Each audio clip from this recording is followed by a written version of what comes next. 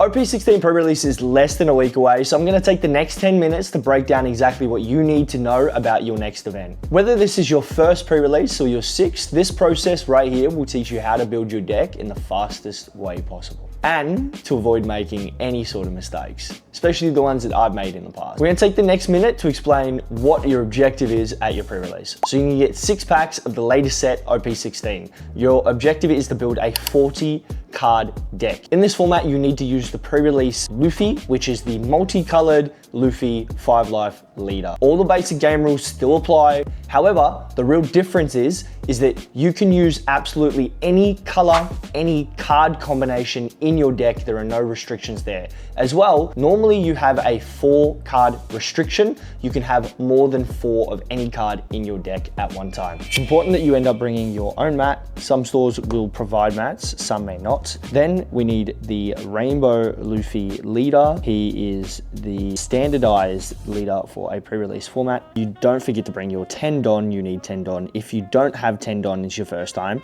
I'm sure if you ask your local store, they'll be able to provide 10 for you. Next, some dice. You can't go wrong with some dice. This will just help you roll at the start, keep track of any counters that you need to. Next, some sleeves. These are the playing sleeves that I use. Origin, Kuro, competitive sleeves. And in case you pull something worth any sort of money, here are your penny sleeves. Again, I use Momoro's penny sleeves. If you're gonna take one thing from the video, it's this. Don't sort your cards by rarity first. The most important thing you wanna do is pull aside your 2K counters and your blockers. This is your #1 priority. Let's talk about the blockers. The main function of the blockers is to block incoming attacks. This is crucial because once your life hits 0 and the opponent has the chance to attack you, the game is over. That's given that you can't counter out. Here's a list of some of the blockers that I'm gonna be looking out for.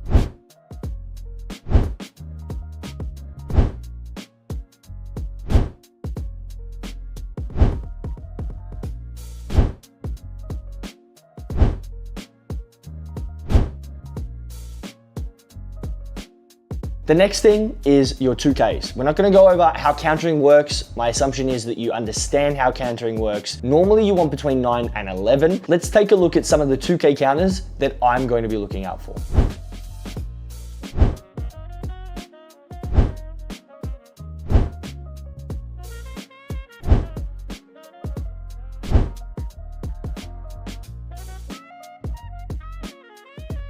In summary, half of your deck, if you can, should be 2Ks and half of them should be blockers. If you have less blockers, you can compensate by adding more 2Ks. If you have less 2Ks, you can compensate by adding more blockers. This is a personal preference. There is no right or wrong when it comes to this. The next thing I want to note that is something that I avoided for such a long time are triggers. You want to look out for your triggers and put them aside first as well. Just to recap, putting away 2K counters, your blockers, and triggers. This isn't to say that these are all going in your deck. This is just the sorting method to help you go through these cards a lot faster. Now, the reason we're putting in triggers is because it's just annoying in a pre-release for your opponent to hit your life and then have something negatively come of it. That can be in the form of you drawing more cards, you putting a body on the field, or in rare occasions, your opponent taking a life. Do not overlook your triggers. They are crucial in a pre-release. The last thing that we want to put aside are our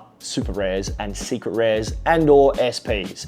These are really valuable cards because they're so hard to pull. Generally, because they're hard to pull means that they have a really good stat line, they've got good card abilities, or SP specifically, they're from older sets and they're generally stronger cards that have been reprinted. So you want to look out for those as well. Keep in mind, not every SP and not every SR or secret rare is something that you want to add into your pre-release deck. Sometimes they're just not that good. So you need to take a moment and figure out what's good. Here are a couple of cards that I'll be looking out for.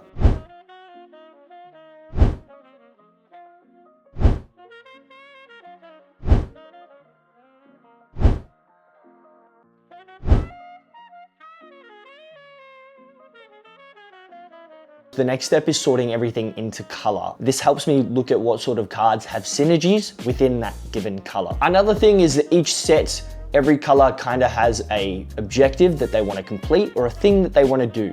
This helps you streamline that process in figuring out what that color's objective is. Now that we've sorted the deck, the most important part is making the deck functional. Just because we've gone and put cards in the deck that we think are good doesn't necessarily mean it's going to translate to a functional deck. We need to start to look at the curve now. Now the curve is the most important part in pre-release. A lot of people overlook this. You can't dictate whether you're going to go first or second. This is pure luck. You want to have almost every single card in your curve. That means a 1 cost, 2 cost, 3 cost, 4 cost, etc. This will mean that almost every single turn you have something to play. The best thing that you can do in this instance is look at the vanilla stat line. Quick breakdown on what a vanilla stat line is. Vanilla stat line is 2000 power above its cost. So if it's a 1 cost, it's a 3k power. 3 cost, it's a 5k power. If it's a 5 cost, it's a 7k power. In OP16, there are a lot of vanilla stat lines that have 2k counters attached, that have blockers, that have on-play abilities, even KOs. So just be sure to look out for these cards. They're crucial when trying to approach the deck from a functionality standpoint. And again, this will help you build out your curve. This is the most important part. Last thing you want to do is go through, once you've built your 40 card deck, and sort them in curve. This means that putting all your 1 cost together, all your 2 costs, all your 3s, etc. This will help you realize what you may be missing in your curve and maybe where you've overcurved. So maybe you're too top heavy, maybe you're too bottom heavy, maybe you've got no mid game. These are all really important things that you need to take into consideration. I hope this video was short, sweet, and provided you enough information to get you started. This was just wanted to be a really brief breakdown and something that was consumable for new players and veteran players alike. Thank you for watching, and if this provided any sort of value whatsoever, please drop a comment, like, or maybe even consider subscribing. Thank you, and we'll see you in the next one.